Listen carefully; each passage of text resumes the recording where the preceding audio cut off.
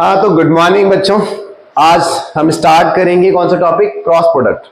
ठीक है, वेक्टर्स का सेकंड पार्ट है। मल्टीप्लिकेशन में आपको इसका इस्तेमाल करना पड़ता है, यानी जहां डायरेक्शन आती है वहां पे मल्टीप्लिकेशन दो तरीके से होती है।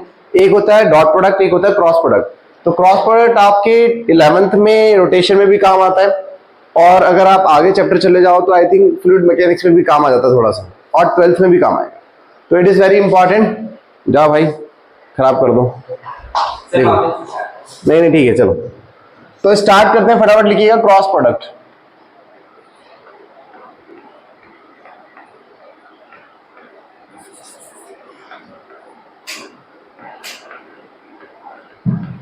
देखिए, क्रॉस प्रोडक्ट में क्या होता है, अगर ए वेक्टर बी के साथ क्रॉस कर रहे हैं, क्रॉस वैसे मल्टीप्लीकेशन ही होता है बट थोड़ा डिफरेंट तरीके से।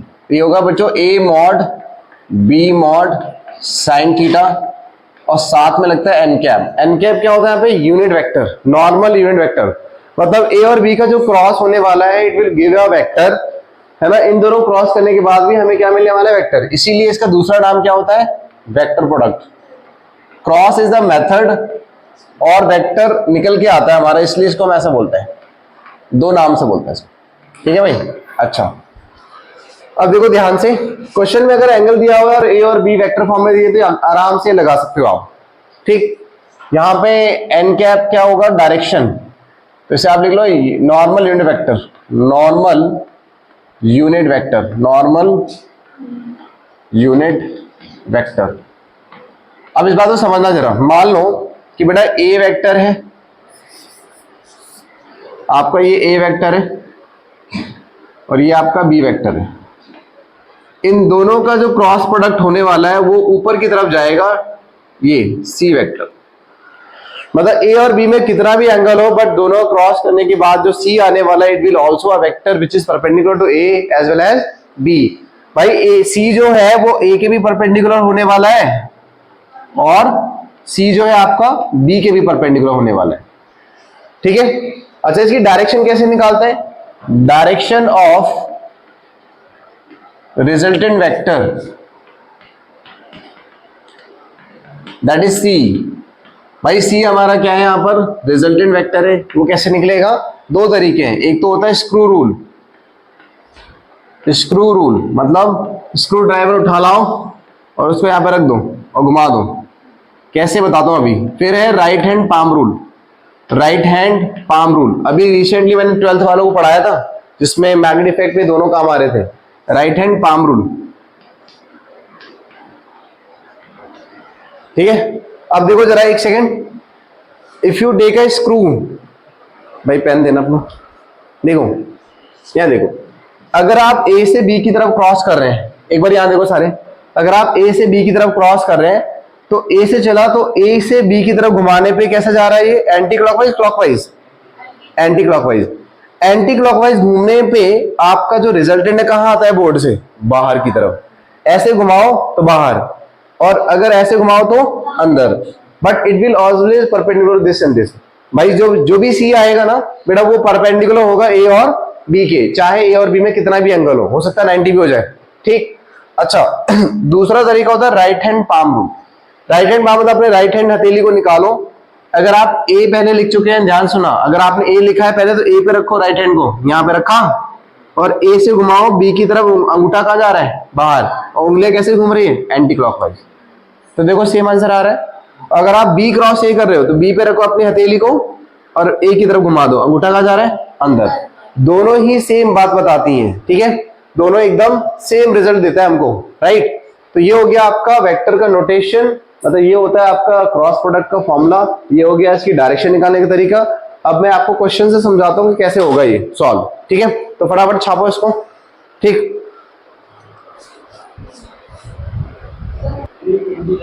देखो जरा फटाफट एक एग्जांपल लेते जरा।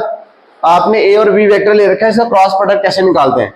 देखो ये वाला फॉर्मूला लग ही नहीं सकता क्योंकि इसमें एंगल नहीं दे रखा आपको, राइट। तो जब एंगल नहीं देगा तो आपको क्या करना है भाई, आपको सिंपली ऐसे स्टार्ट करना है। सुना जरा, इसे बोलते हैं डिटरमिनेंट फॉर्मेट। डिटरमिनेंट वाला आप 12th में पढ़ते हैं। देखो ए क्रॉस बी लिख लो यहाँ पे फटाफट, और यहाँ पे एक ऐसे डब्बा बनाओ, दो डंडे खींच के, और ध्यान सुना, यहाँ पे लिखने का आई कैप यहाँ पे लिखने का माइनस जे कैप और यहाँ लिखने का के कैप। दूसरा वाला टर्म माइनस होने वाला है, इसका रीजन आप 11th में पढ़ेंगे, 12th में पढ़ेंगे। और जो भी इसकी कॉफिशिएंट है, देखो जरा कॉफिशिएंट क्या है इसका 2, इसका 3, इसका 4 और बेटा ये 1 2 1 1 to 1। देखो तो सबसे पहले अगर आप आई कैप ले रहे हो, सबसे पहले अगर आप आई कैप ले रहे हो तो देखो जरा आई के नीचे से बोलते हैं कॉलम, इसे बोलते हैं रो। ये है आपका क्या, ये है आपका कॉलम, ये है आपका रो। इन दोनों को छोड़ देने का है, तो क्या दिख रहा है आपको 3 4 2 1 3 4 2 1। तो राइट डाउन ऐसे लिखने का 3 4 2 1, फिर माइनस जे। अब देखो माइनस जे ले लिया आपने ना, अब किसको छोड़ने का है, इसको छोड़ दो, और ये तो पहले से छोटा पड़ा है। तो बेटा ये क्या बन जाएगा हमारे पास 2 4 1 1 2 4 1 1, लास्ट ले लो प्लस के। अगर आप के को छोड़ रहे हैं, के को छोड़ने पे क्या होगा, ये छूट जाएगा, ये वाला बंद कर दो, ये वाला बंद कर दो। 2 3 1 2 2 3 1 2। अब क्रॉस करने का ऐसे ऐसे करने का, पहले ऐसे करने का फिर ऐसे करने का, ठीक। क्या ओ माय गॉड, आया नहीं आया, shit shit shit shit shit. अब क्या करूं,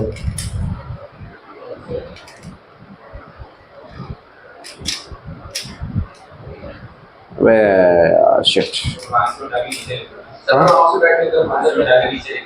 वही।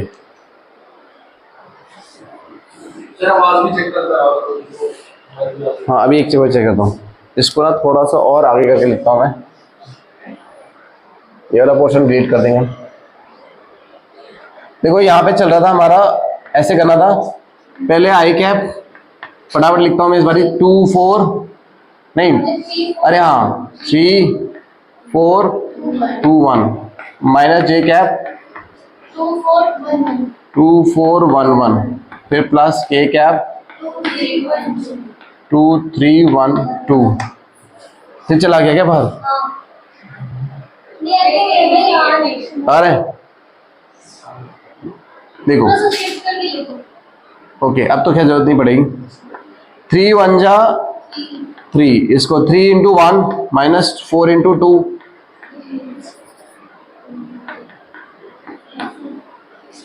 फिर माइनस जे, इधर क्या होगा 2 इंटू 1 माइनस 4 इंटू 1, फिर लास्ट में प्लस के,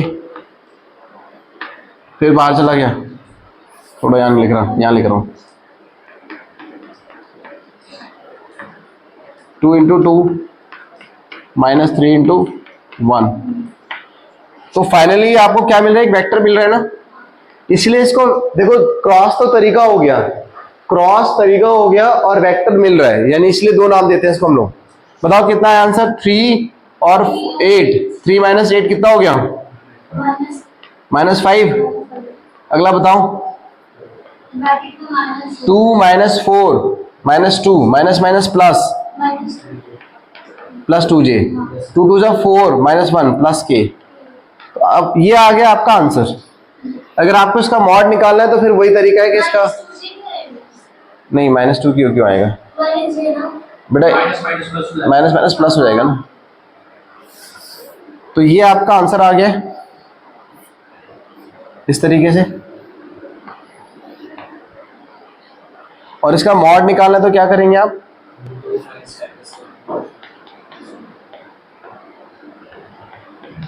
√-5 का स्क्वायर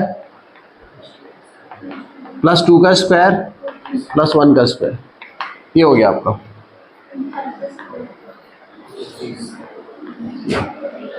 तो ये एक एग्जांपल लिया मैंने, इसके बाद हम देखेंगे इसकी कुछ प्रॉपर्टीज हैं। प्रॉपर्टीज के बाद एक और चीज समझेंगे कि क्रॉस प्रोडक्ट से आप एरिया वेक्टर भी पैरेललोग्राम निकाल सकते हैं।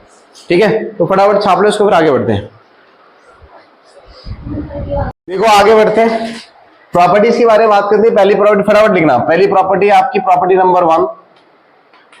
ये कहता है कि भाई A cross B is equal to minus B cross A। देखो A cross B minus B cross A के बराबर क्यों होता है, क्योंकि यहाँ पे डायरेक्शन का चक्कर है। अगर कोई चीज ऐसे घूम रही है और कोई चीज ऐसे घूम रही है तो ऑब्वियस ही बात है कि एक दूसरे के उल्टा हो जाएगी।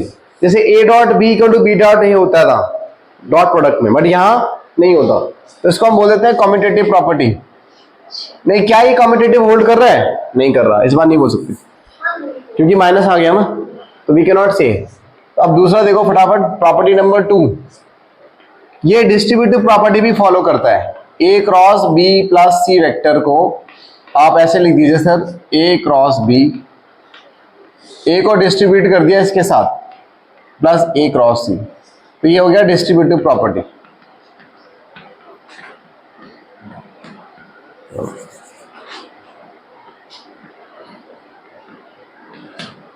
देखो इसके बाद तीसरा फटाफट देखो, अगर हम कह रहे हैं कि ए और बी, अगर हम कह रहे हैं if A vector is parallel to B vector, तो बेटा थीटा कितना हो गया? 0। तो ए क्रॉस बी कितना हो गया? 0। और अगर हम कह रहे हैं कि भाई property number 4, if A is perpendicular to B, basic चार चीजें, तो थीटा कितना हो गया? 90। इसमें वेक्टर दोनों पैरेलल हो गए, ए वेक्टर बी वेक्टर, यहाँ पे ए यहाँ और बी यहाँ, ये वाला, तो ए क्रॉस बी क्या हो गया हमारे पास? 90 degree, I mean sine 91, sorry उल्टा कर दिया, ए बी हो जाएगा ये। ठीक, अगर हमको डायरेक्शन निकालनी है P5, तो हमें पता है यार A cross B is equal to होता है A B sine theta, A B sine theta N cap. तो यहां से एन कैप कितना आ जाएगा? ए क्रॉस बी कर लो पहले, मतलब ए को बी से क्रॉस करो, नॉर्मल जैसे डब्बा बना किया था अपन ने, उसके बाद ए बी साइन थीटा नीचे रख देना। तो this is what direction, normal unit vector, because cross product का जो रिजल्टेंट आता है वो भाई परपेंडिकुलर होता है ए और बी के। फिर प्रॉपर्टी नंबर 6, आई क्रॉस आई 0 होता है और जे क्रॉस जे भी 0 होता है और के क्रॉस के भी 0 होता है।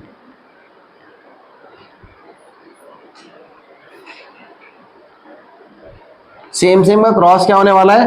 0 होने वाला है। ठीक, और अब यहां पे देखो ना, अगर हम रूल बनाए ऐसे करके, ये आई है, ये जे है और ये के है, इन जम्मू कश्मीर वाली बात चला लो, आजकल बड़ा फेमस हो रहा है जम्मू कश्मीर, फेमस तो पहले से ही था।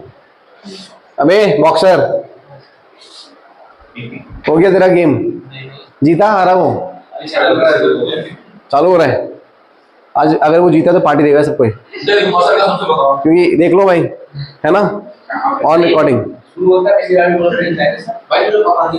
अगर ये ना देना तो उसकी चप्पल छुड़ा लेना, ठीक है? आई क्रॉस जे, आई का जे से करो, ऐसे चलने पे आई क्रॉस जे पे क्या आ जाएगा, और जे क्रॉस के करने पे आई आ जाएगा, और के क्रॉस आई करने पे, बोलो, के क्रॉस आई करने पे जे आ जाएगा, ठीक है?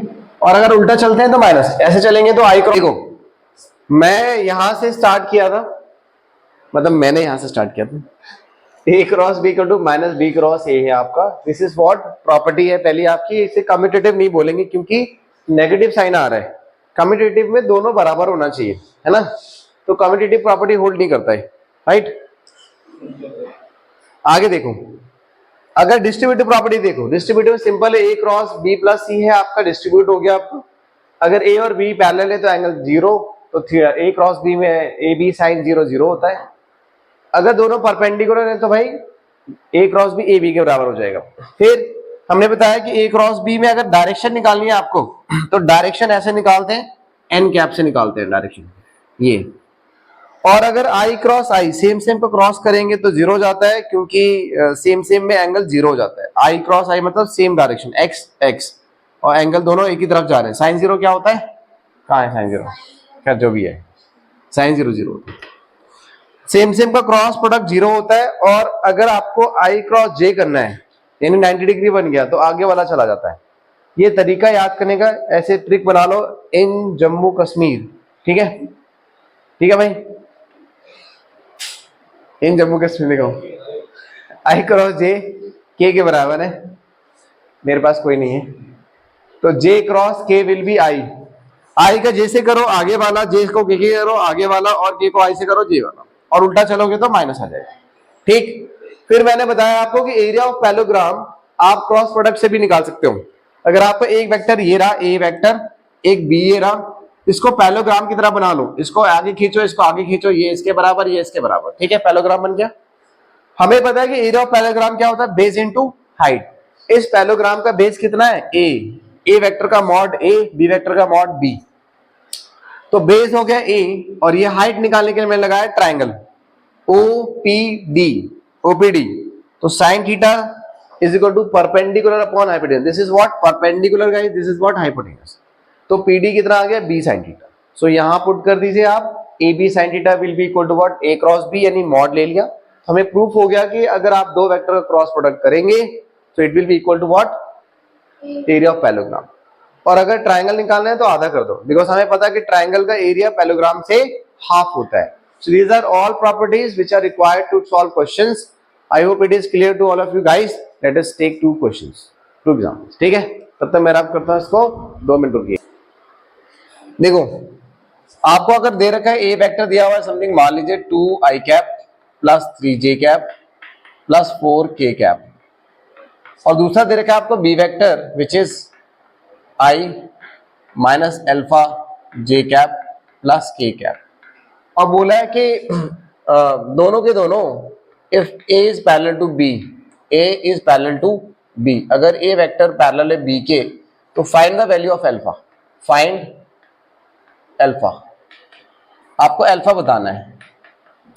तो सिंपल सी बात ध्यान सुनिएगा भाई, अगर दोनों पैरेलल हैं तो वी नो दैट कि इफ a क्रॉस b, मतलब a, अगर if a is parallel to b, तो थीटा कितना हो गया, 0 डिग्री, और साइन 0 0 होता है, तो a क्रॉस b क्या होगा इस केस में, 0, ठीक है। इसका क्रॉस लेके मॉड लेना, इक्वल टू 0 पुट कर देना, आंसर आ जाएगा।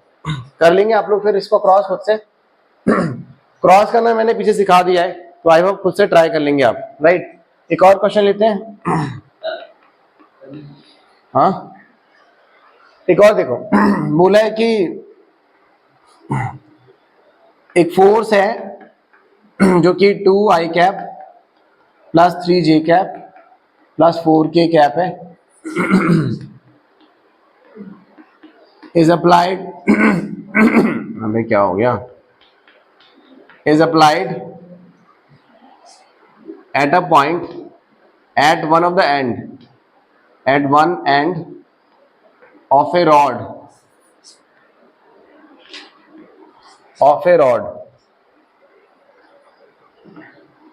है ना। रॉड का जो एंड दे रखे ना, एंड आपको वन एंड जो दे रखा है वो दे रखा है आपको 3,4,6 and another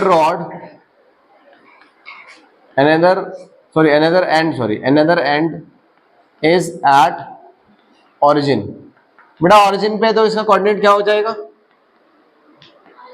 ये हो जाएगा, राइट। तो देखो फटाफट देखना इसका सॉल्यूशन। मान लीजिए आपके पास एक रॉड है, ये ऑरिजिन है, ये रॉड है आपकी 0,0,0, ठीक है, और z भी बना लो, z इधर XYZ। तो बेटा दूसरा एंड यहां लग रहा है फोर्स, यहां लग रहा है फोर्स, और दूसरे एंड के कोऑर्डिनेट कितने दे रखे हैं बताओगे, 3,4,6, और फोर्स लग रहा है यहां पर। तो आपसे बोला है फाइंड टॉर्क, आपसे बोला है फाइंड टॉर्क। कुछ नहीं करने का आपको। देखो टॉर्क इक्वल टू क्या होता है, आर क्रॉस एफ। तो आप पहले आर वेक्टर निकाल लीजिए। आर वेक्टर क्या होने वाला है भाई, आर वेक्टर होने वाला है, ऐसे देखो ध्यान से, देखो 3 - 0 i कैप, 4 - 0 j कैप, 6 - ये, मैं सीधे सीधे लिख देता हूं 3i cap plus 4 j cap plus 6 k cap. Okay, अब यहां पे सिंपली वही ऐसे करना और सॉल्व कर देना, i - j और प्लस k। तो बेटा आर पहले आएगा, हमेशा ध्यान रखिएगा आर पहले आएगा। तो आर क्या है 3, 4 और 6, और यहाँ पे फोर्स कितना है 2, 3 एंड 4। इसको क्रॉस प्रोडक्ट कर लो और आंसर आ जाएगा। ठीक है ठीक, इसको फटाफट छाप लो। 2 क्वेश्चन और बताता हूं। देखो अच्छा एक और चीज देखना फटाफट। एग्जाम्पल नंबर 3, क्रॉस प्रोडक्ट और डॉट प्रोडक्ट में रिलेशन क्या होता है, जल्दी देखो फटाफट।